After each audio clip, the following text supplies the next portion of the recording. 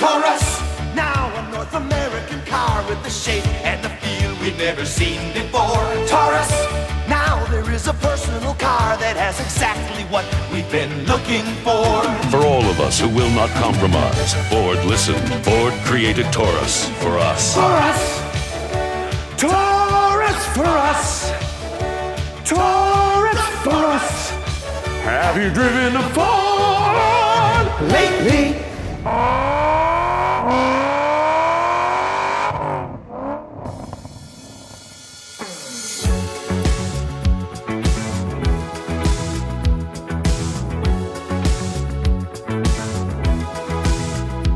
In the early 1980s, Ford was in trouble, big trouble, on the verge of bankruptcy.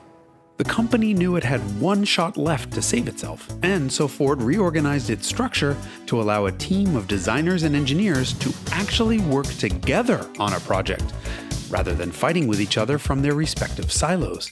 It was a revolutionary new way of designing a car, at least for a dysfunctional car company. And so they all worked together on the family sedan of the future, with a budget of $3 billion. That was $3 billion early 1980s dollars. Adjusted for inflation, that's $7 billion today. And that is Ford's entire annual R&D budget. And I know, you look at the Taurus and you think no big deal, but trust me, this was a spaceship in 1986. This is what American sedans looked like when the Taurus dropped. Its normalness today is a function of its incredible success then.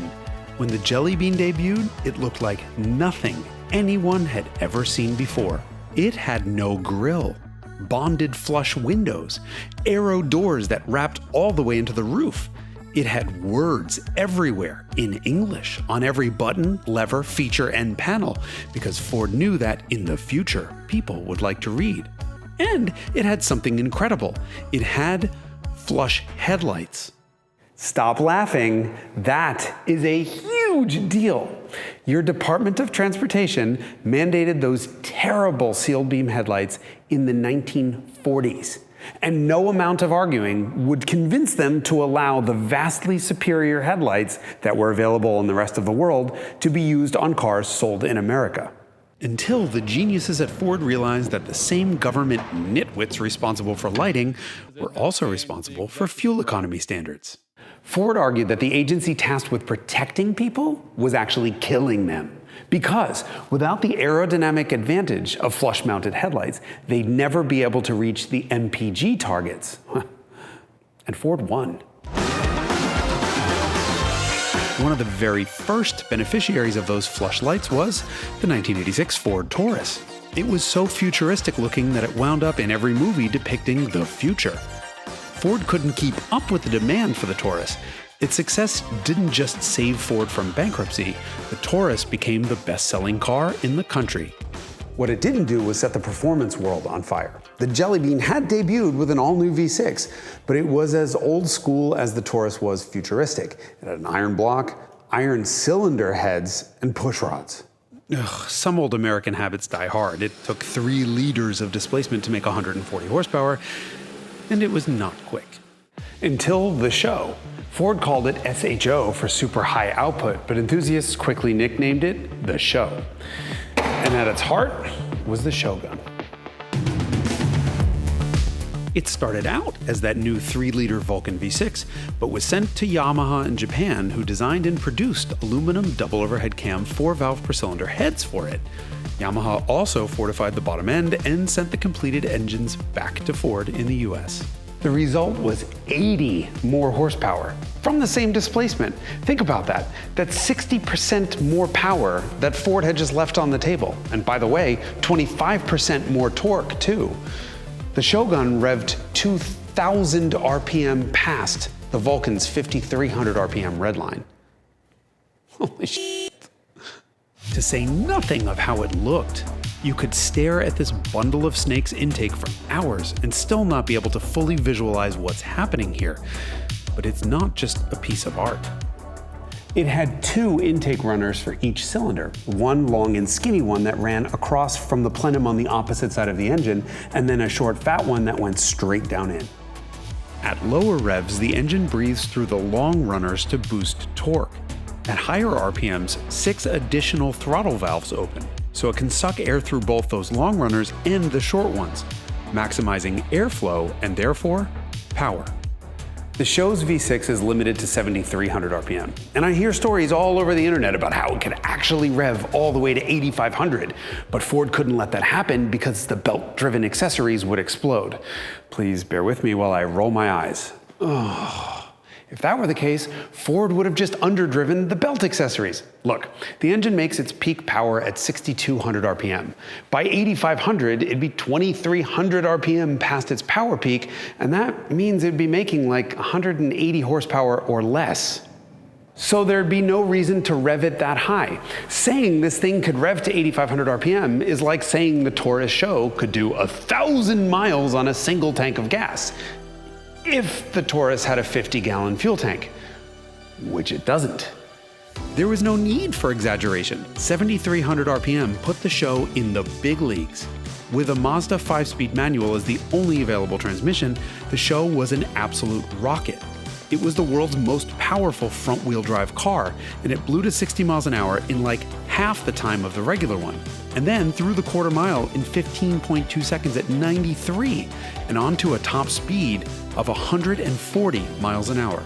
To put that in perspective, Ferrari's newly updated 4-seater, the Mondial T, was just 1 mile an hour quicker through the quarter mile.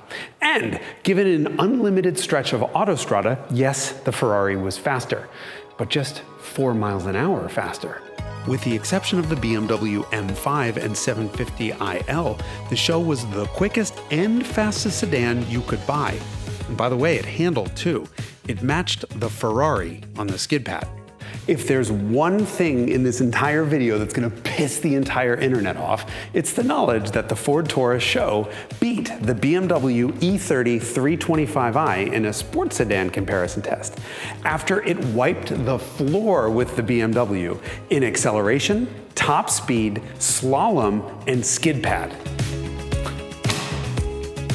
Okay, so clearly the magazine guys were a little drunk. The SHO won because it had a much bigger interior, but the point is that the SHO was far more than just a straight line rocket. Even the base Taurus was a handler, but the SHO stayed incredibly flat up to its very stable limits. Okay, very stable is code for terminal understeer, but this is an enormous 5-passenger front-wheel drive sedan. And besides, the Shogun was scheduled to appear in a car that wouldn't understeer. Ford was going to make a mid-engined French-built answer to the Pontiac Fiero. The GN34, as it was called, was killed before it went into production, but it was scheduled to use a version of the Yamaha V6, at least until Ford's new 4-cam V8 was ready. Contrary to internet lore, though, the Shogun wasn't designed for the GN, it was always part of the Taurus project. And why not? While the Taurus was being designed, the average age of an American car buyer was 48 years old, compared to just 35 for an import buyer. Young buyers are really important to car companies lest they become Oldsmobile and Buick. So you can bet that the Taurus was designed to attract younger buyers. And young people like power. Young urban professionals, otherwise known as yuppies, sure loved their BMW 325i's. In fact, they'd snatched up 60,000 of them a year, so Ford thought it would have no problem selling a third as many SHOs. In its first year, Ford sold 15,500 SHOs. Not bad. But sales plummeted after that to only 8,000 units a year. Ferrari makes more cars than that these days. For 1992, the Taurus got a facelift, which boosted sales of the regular Taurus, but not the SHO. But in '93, Ford finally gave the SHO an automatic transmission, with a bored-out 3.2-liter Shogun tuned for an additional 15 pound-feet of torque. It was almost as quick as the stick. Thanks to the automatic, sales finally exceeded that 20,000 mark for 1 year, and then they went right back to where they had been. Look, selling 8,000 or 10,000 cars a year isn't necessarily a failure, but Ford was selling 400,000 Tauruses a year, and it's basically inconceivable that only 2 out of every 100 people chose the fast one. But I have a theory as to why. Right now, Mitsubishi is in some ways where Ford was in the early 1980s. They're in financial trouble and they haven't made a great car in a decade. Now imagine that Mitsubishi comes out with a new family sedan that looks so futuristic it changes the way cars are designed. It wins every single of the year award, and it quickly becomes the best-selling car in all the land.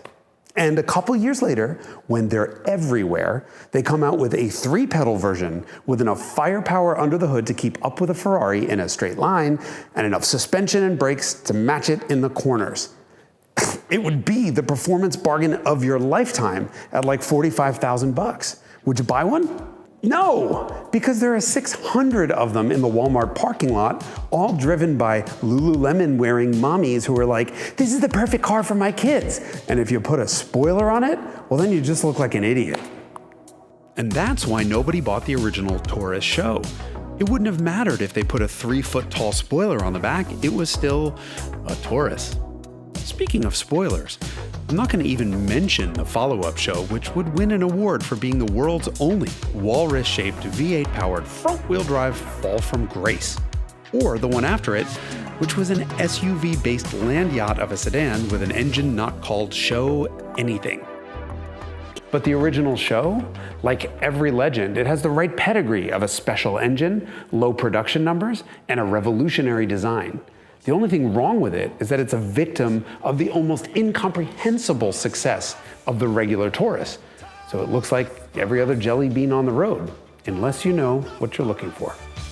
Have you driven a Ford lately?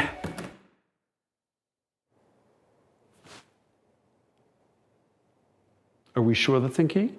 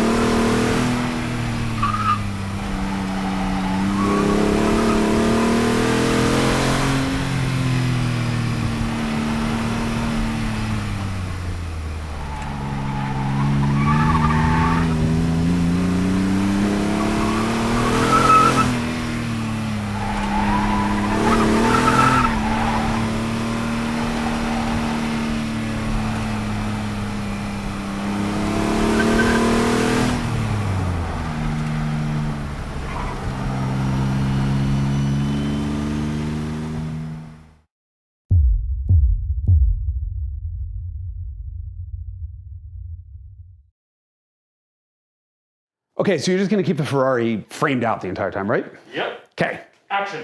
I'm not some rich YouTuber asking you to like and subscribe. Hey, up, keep the Ferrari out. I'm an automotive journalist asking you to like and subscribe. And that's because that's how YouTube works. If you don't click those buttons, YouTube doesn't know you liked what you've just seen and isn't gonna show you any more of it. And if you don't like what you've just seen, well, join the club.